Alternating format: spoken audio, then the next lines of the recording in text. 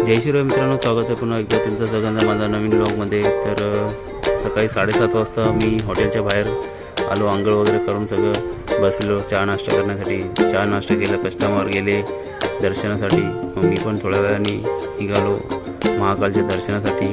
जाताना इथे एंट्रन्समध्ये चपला स्टँडवरती ठेवायचा असतो, स्टँडवर ठेवून मग मी निघालो मंदिराच्या आतमध्ये दर्शनासाठी।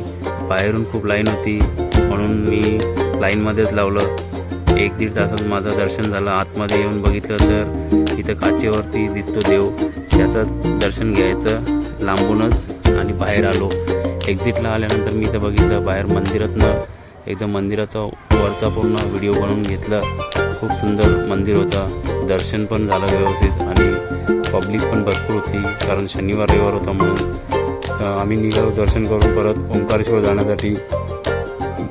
वाटेत थांबलो जेवणासाठी, एका झाडाखाली थांबलो, चुलीवरती जेवण बनवून झालं आमचं। जेवण करून आम्ही निघालो ओंकारेश्वरसाठी। ओंकारेश्वरला पोचायला आम्हाला 7:30-8 वाजले, म्हणून आम्ही हॉटेल घेतलं, हॉटेलवर थांबलो। उद्या सकाळी ओंकारेश्वरचं दर्शन करणार। व्हिडिओ आवडला तर मित्रांनो चॅनलला लाईक, सबस्क्राईब आणि फॉलो करायला